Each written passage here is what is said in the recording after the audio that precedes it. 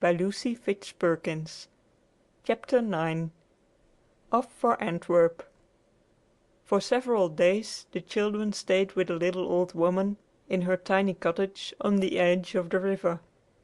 Each morning they crossed the bridge and stationed themselves by the Antwerp road to watch the swarm of sad-faced Belgians as they hurried through Boom on their way to the frontier and to safety in Holland. Each day they hoped that before the sun went down they should see their mother among the hurrying multitudes, but each day brought a fresh disappointment, and each night the little old woman comforted them with fresh hopes for the morrow. "You see, my darlings," said she, "it might take a long time, and you may have to go a long way first, but I feel in my bones that you will find her at last.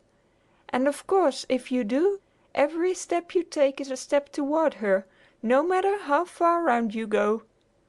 Jan and Marie believed every word that Granny said.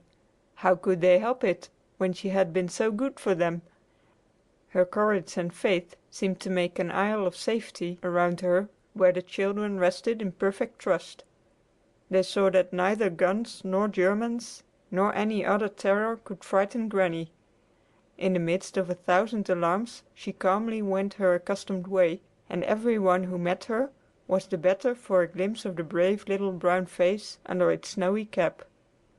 Early each morning she rose with the larks, covered the bottom of her barrow with clean white sand, and placed in it the live eels which had been caught for her and brought to the door by small boys who lived in the neighborhood. Then, when she had wakened the twins and the three had had their breakfast together, away she would trudge over the long, dusty roads to Malines, wheeling the barrow with its squirming freight in front of her. Jan and Marie helped her all they could. They washed the dishes and swept the floor of the tiny cottage and made everything tidy and clean before they went to take up their stand beside the Antwerp road. When the shadows grew long in the afternoon, how glad they were to see the sturdy little figure come trudging home again. Then they would run to meet her, and Jan would take the wheelbarrow from her tired hands and wheel it for her over the bridge to the little cottage under the willow trees on the other side of the river. Then Marie's work was to clean the barrow, while Jan pulled weeds in the tiny garden back of the house, and Granny got supper ready. Supper time was the best of all, for every pleasant evening they ate at a little table out of doors under the willow trees. On every evening, when supper had been cleared away, they sat there together, with Fidel beside them, while Granny told a wonderful tale about the King of the Eels, who lived in a crystal palace at the bottom of the river. "You can't quite see the palace," she said, "because when you look right down into it the water seems muddy. But sometimes, when it is still, you can see the upside-down country where the King of the Eels lives. There the trees all grow with their heads down and the sky is way, way below the trees. You see, the sky might as well be down as up for the eels. They aren't like us, just obliged to crawl around on the floor, even without being able to go up or down at all. The up above sky belongs to the birds, and the down below skies belongs to the fishes and eels, and I am not sure but one is just as nice as the other." Marie and Jan went to the river and, getting down on their hands and knees, looked into the water. "We can't see a thing!" they cried to Granny. "You aren't looking the right way," she answered. "Look across it toward the sunset." "Oh, oh!" cried Marie, clasping her hands. "I see it! I see the down below sky, and it is all red and gold." "I told you so!" replied Granny triumphantly. "Lots of folks can't see a thing in the river but the mud, when, if you look at it the right way, there is a whole lovely world in it. Now, the palace of the King of the Eels is right over in that direction where the color is the reddest. He is very fond of red, is the King of the Eels.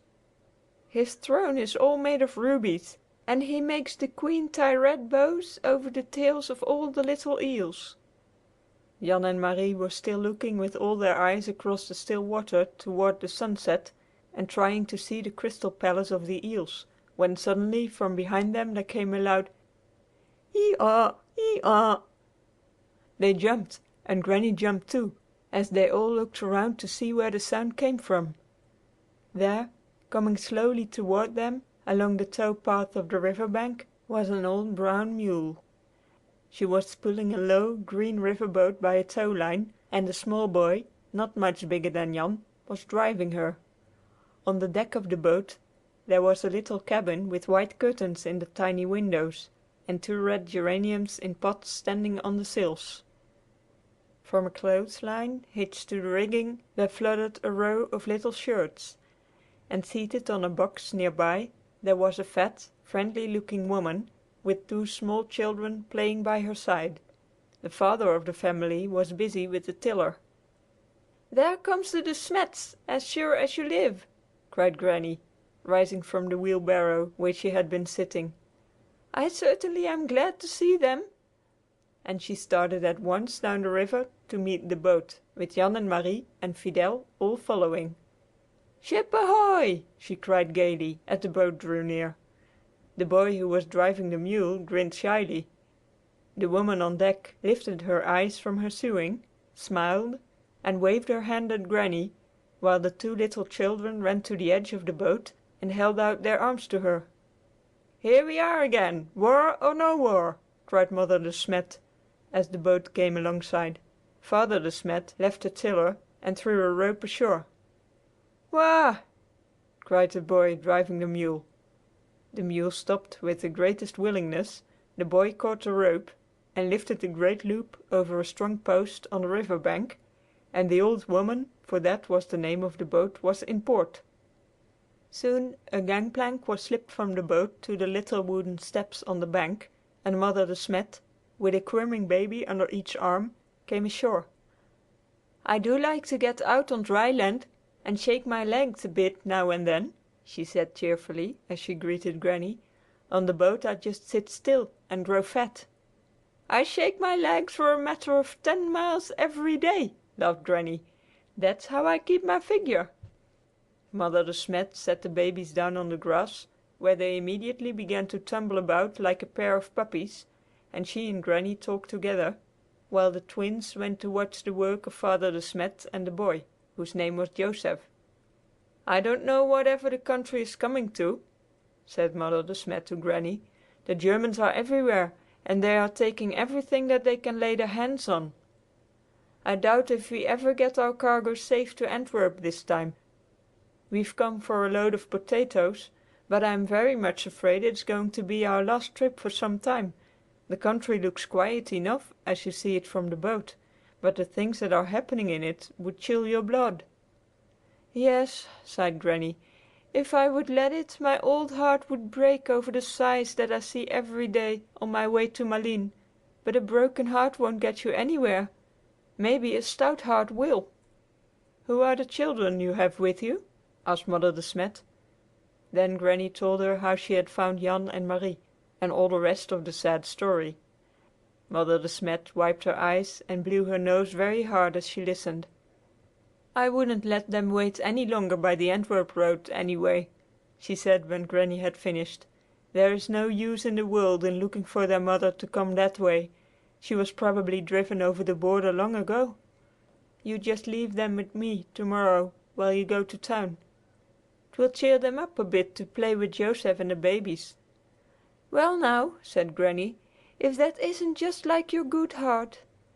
And that is how it happened that when she trudged off with her barrow the next morning, the twins ran down to the boat and spent the day rolling on the grass with the babies and helping Father De Smet and Joseph to load the boat with bags of potatoes which had been brought to the dock in the night by neighboring farmers.